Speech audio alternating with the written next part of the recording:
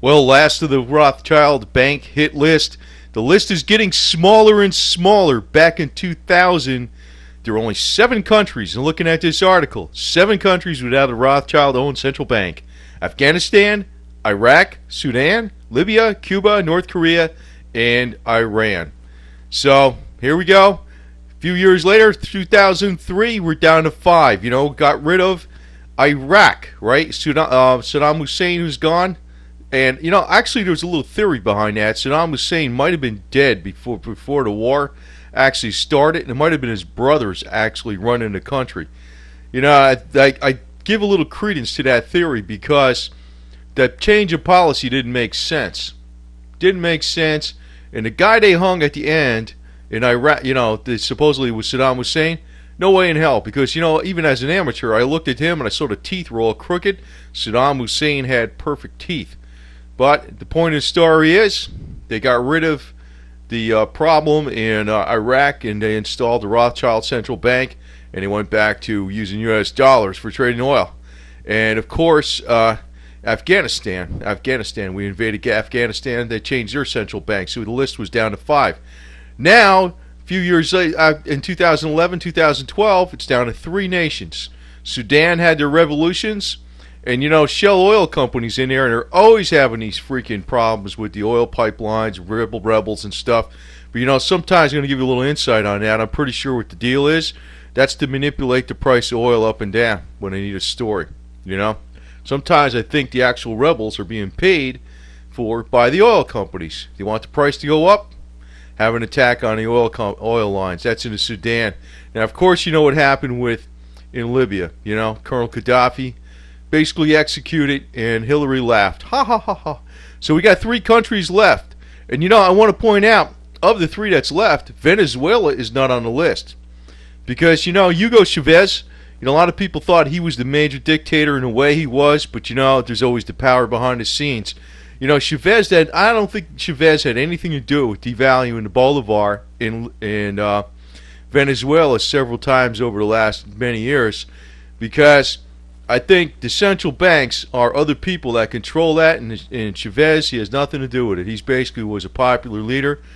Although a communist, I can tell you one thing, he actually took the communism to heart. The guy did good shit too. He actually did. He was he was a thorn in his side to the Western establishment, but he did good things too.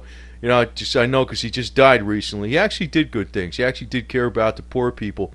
But when the Bolivar was devalued, you got to remember that bank was in other hands other than Chavez, and they're not on the list, are they?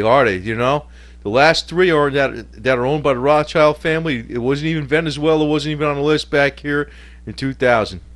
So it goes to show you the power behind the throne was the central banks in Venezuela. So the 3 that are left are Cuba, North Korea, and Iran.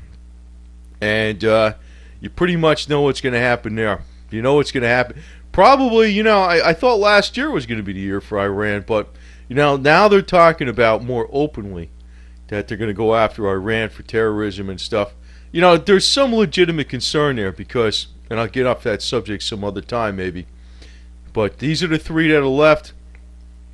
And, it behooves you to actually think a little bit about gold and silver. You think the Rothschilds are going to let you keep that money outside their little banking system?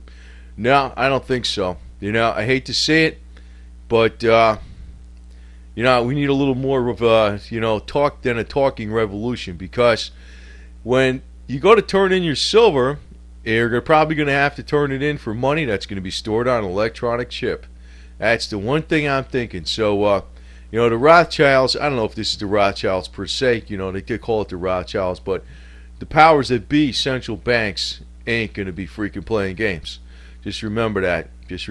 So, but there is a way to freedom, and the road to freedom is not paved with silver or gold. It's paved with hemp. The power to individually grow that plant would make all the world of difference in the whole worldwide aspect of what the central banks could do, because hemp actually could replace money. It's a true commodity used by everybody. And actually, silver and gold ain't going to be the way to break the central cartel banking system. It's going to be hemp. Hemp. No doubt about it. And I think we ought to get off this silver and gold thing, although I think it's going to do stellar this year. Absolutely stellar. Silver is going to shine like crazy. But 3 countries left that are without a centralized Rothschild-type bank: Cuba, North Korea, and Iran. It looks like Iran is going to be scratched off that list this year.